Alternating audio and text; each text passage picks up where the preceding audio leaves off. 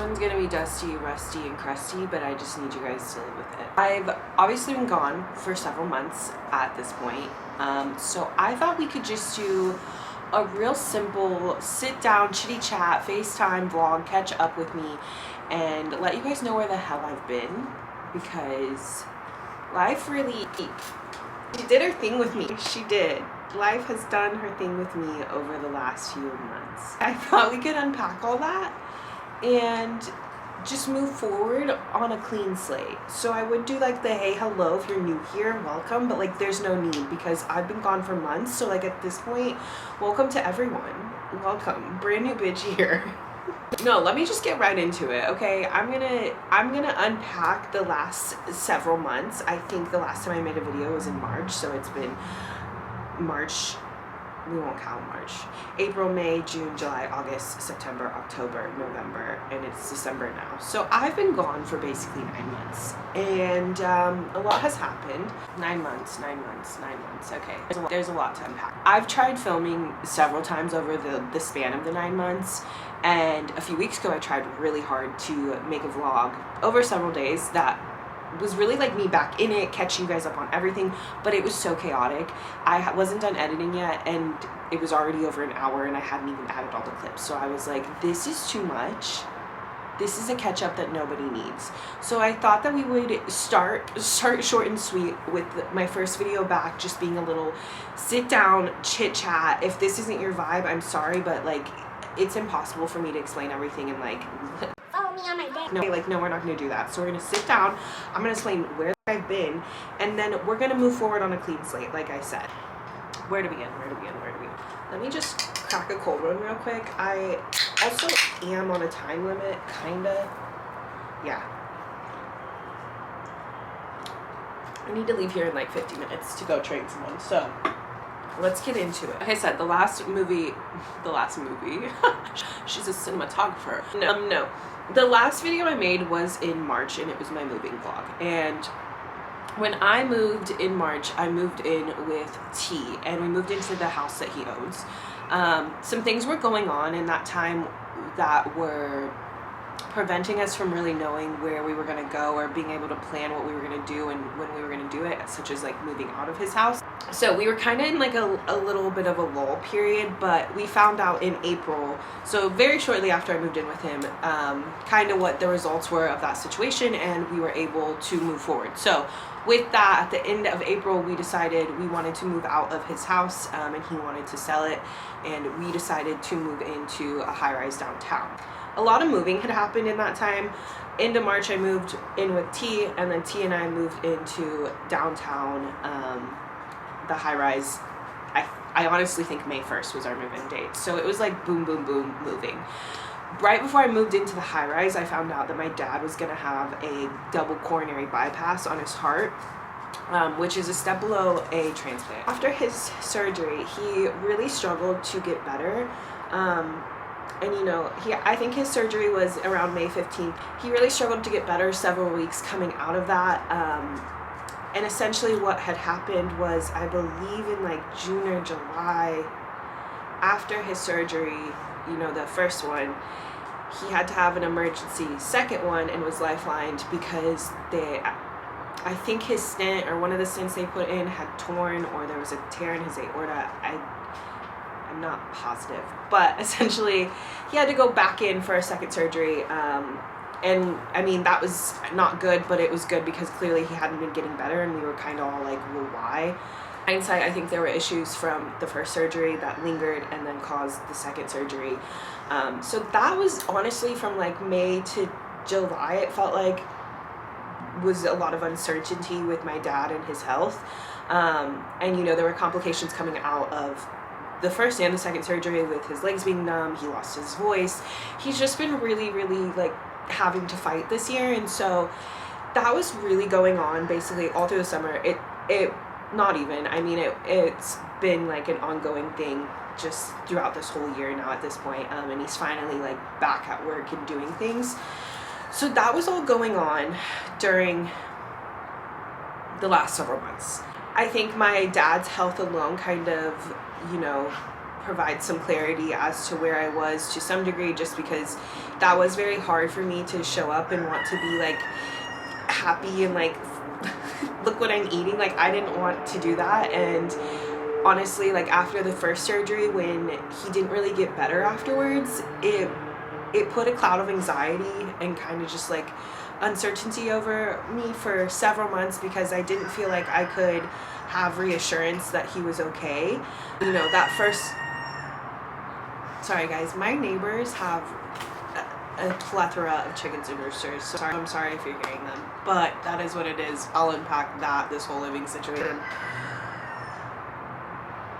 So all of that was kind of happening with my dad, and I think during that time, over the last several months, it was very hard for me to do anything but kind of focus on my work and compartmentalize things. Like, I'm not in Indiana, so it was very easy for me to kind of step away from the situation and just be like, okay, let me work, let me bodybuild, let me just do what I have to do, check my boxes, get through the day, and just make it to tomorrow. And I really got into this robot mode for several months, where I really, like, content and like growing my business did not take the front seat. It was really just like maintaining what I had and being okay. And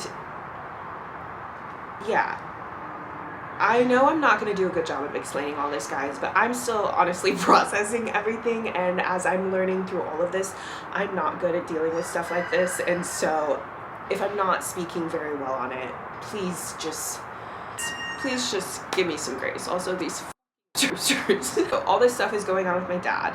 While this is going on with my dad, the first day we moved into that high-rise downtown, we started having issues. So we moved in, and there was this huge water stain outside our front door, and outside the front door was carpet. So we were like, that's really gross. And that water stain was a continuous problem the whole entire time we lived there. But the first day we moved in, that was the first thing we noticed. We let them know. They never came and did anything. As we're living there over a little bit, I believe it was in maybe July. I think maybe like the first week of July. I feel like that's a fair statement. Like around July 4th.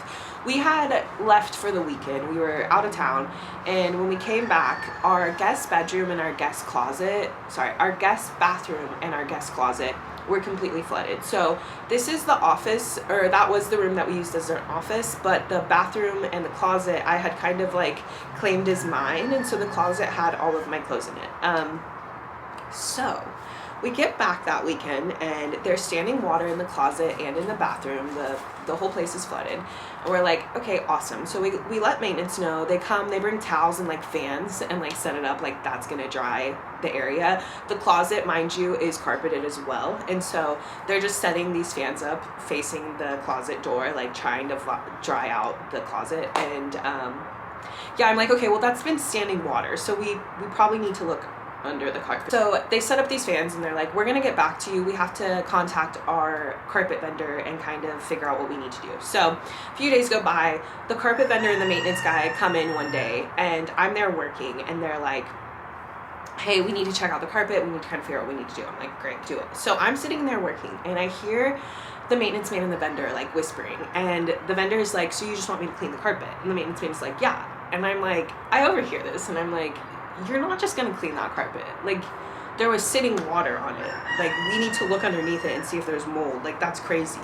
And the vendor's like, oh, yeah, of course. Like, reading the room. And the maintenance guy's like, yeah. Like, so they go back into my closet where I can't see them, and they rip up the carpet and like look under it, and I hear them whisper, and then I hear them walk out and be like, okay, we're gonna give you a call or email you about like what we need to do moving forward. And they leave. And so I'm like, you guys are stupid. Like, I'm obviously gonna go look underneath the carpet. Black, right? Just moldy as hell.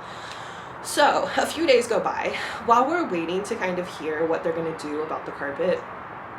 T and I were in the kitchen one night, and you know, my socks start getting wet, and I'm like, what did T spill? And like, I wipe up these puddles with a paper towel, and I go about my business, and a few minutes later my socks are getting wet again. And I'm like, how, like, what does this man keep spilling? Like, I'm getting frustrated, right? So I say something to him, and then him and I are both wiping it up, and as we're wiping it up, we realize our socks are still getting wet. So the water's just like coming up, seeping up. So I'm realizing now, as you step on the floorboards in the kitchen, water seeps up through the cracks. So we now have water sitting in our guest bedroom closet area, and now we have water seeping up through our kitchen floorboards. So we're like, dude, this is unacceptable. So we let them know that we're gonna be in Mexico for like a week. And so I think it was the end of July, we were like, come in, you have full access to our whole apartment, like do anything you need to do. You know, they're like, we're gonna replace all of the carpet in the unit, rip into that wall, whatever. We're like, do it.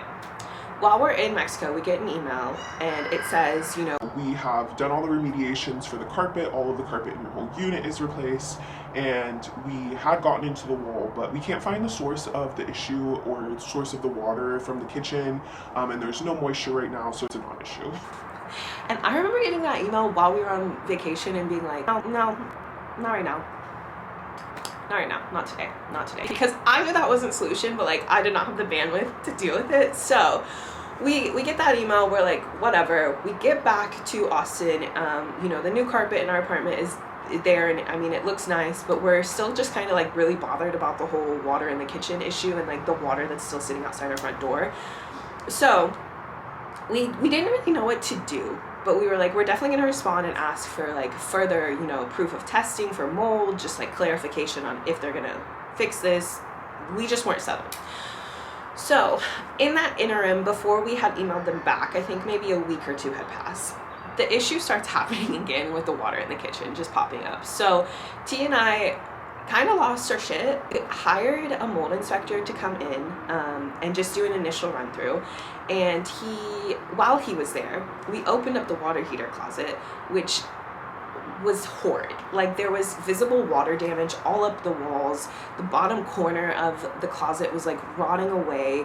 There was water pooling around. There was a drain in the floor that someone had like rigged a PVC pipe down into from the water heater, and half of the PVC pipe was like not even on the drain. So like there right there was a very clear leak that was happening, and it was like, how do you miss this? Like you're in my apartment for a week and you didn't see that? You didn't open the water heater closet? Like just insane. So the mold inspector comes in, runs some tests. He finds water in multiple areas, including in my closet that they've already replaced the carpet for, and said that that flood was from the upstairs unit. So like who knows?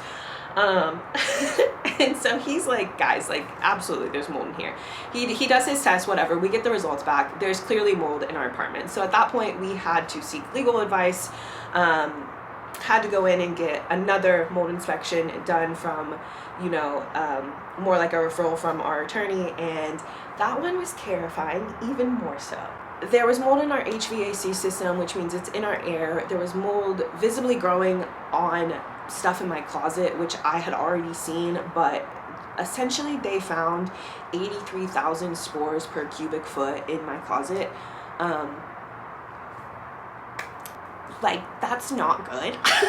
My closet was pretty big, so there were probably over like 1 million spores in that closet alone. The normal amount of mold spores per like cubic foot I think is probably closer to like, I don't know, 200 maybe. So I had 83,000, guys.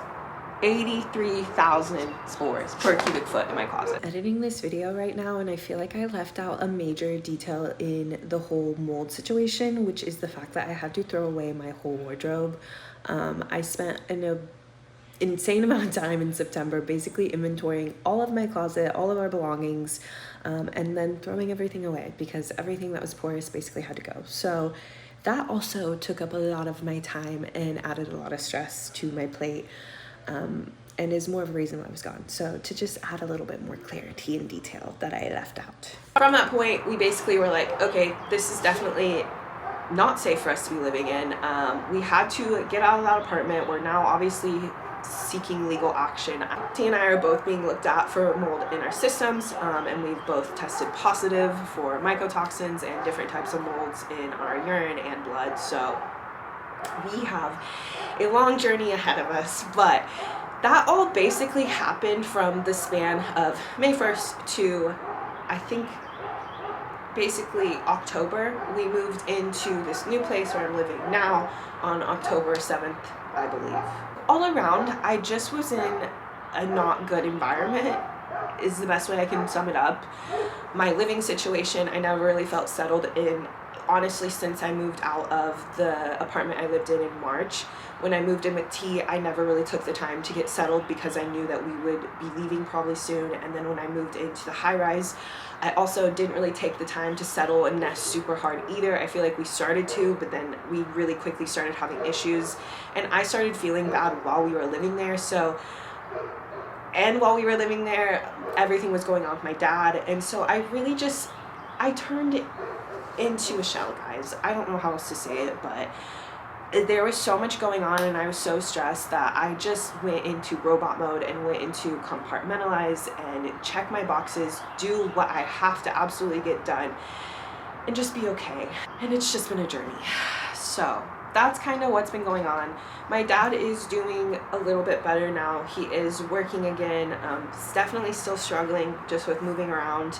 I think he's still having some numbness in his legs, and there were obviously like lingering effects with his voice. So he's still figuring things out, but he is doing much better than he was at the beginning of the year. I'm feeling much more settled and happy in my environment, my living situation, which for me, I'm just someone who, if my environment and where I'm living is not good, like, and I think this is true for most people, you don't succeed or do your best. And so I'm feeling very happy to finally be in a space where I feel like I can make some forward movement. So that's where I've been. That's just kind of chaotic. I have quite a journey ahead of me with the mold situation, and I do want to document all of that as much as I can. I did document a lot of it over the last few months in hopes of always making vlogs, but like I said, it's like anytime I pulled out my camera, it didn't feel right. And so I will try to like sew some of those clips into future videos if I can, and if I can make it make sense. You know, T and I have been talking about this last year and just reflecting, and I've said several times that I just wish I would have done more for my business and more for my content and more for my work in general, because at the beginning of the year I felt so inspired and creative and happy and just excited to like make content, make YouTube, pour into my business, grow my coaching business. I felt so excited, and when everything started happening, I just did not do as much as I would have wanted to. So in order to make the most out of the rest of the year and challenge myself, because I do feel like I can do this, I'm going to try to do a 12 Days of Christmas little Vlogmas series. This will be my first video, obviously just getting me back into it, getting the wheels wet, and then hopefully just boom, boom, boom, do the rest of my videos. There's going to be all kinds of bullshit involving the mold. Maybe I'll take you guys on my gut health journey, because my digestive system and my gut is wrecked from probably just a lot of things from the past, with coming out of prep the first time and then living in a moldy apartment. I have got to heal my insides, so I would love to document that as much as I can. Of course, have some videos about my training, just where I'm at with my bodybuilding. I definitely want to make a video updating you about where I'm at with bodybuilding, because that's so exciting. And then it's just around the holidays, so I'm going to share as much as I can. I'm going to just try to have my camera glued to my hand for the rest of December and crank out what I can, and I think it'll be good for me. I'm just excited to start sharing with you guys again and pouring into me and my cup and what makes me happy. So yeah, if you've stuck around and listened to all of this, thank you so much. I love you guys. I can't wait to keep sharing my life with you all, and hopefully you enjoy it. Hopefully you stick around. Like, is there anything else I want to say? Just be on the lookout. You're going to see several videos coming. And if I let you guys down and 12 videos don't come out, then I will do whatever you tell me to do in the comments. Maybe. Maybe not. Depends. If I get 12 videos out, you have to like all of my videos. You have to go back and like all of them and subscribe. If you haven't already. If you haven't already, kind of suck, but like that's fine. You want to wait till the 12 videos come out, do that. But if I post 12 videos, you have to like every single video, you have to subscribe to me, and you have to share me to everyone. And that's the deal, okay? Shake on it. Shake on it. Shake on it. I love you, my chickens. I wanna kiss you before the sun goes down. I wanna kiss you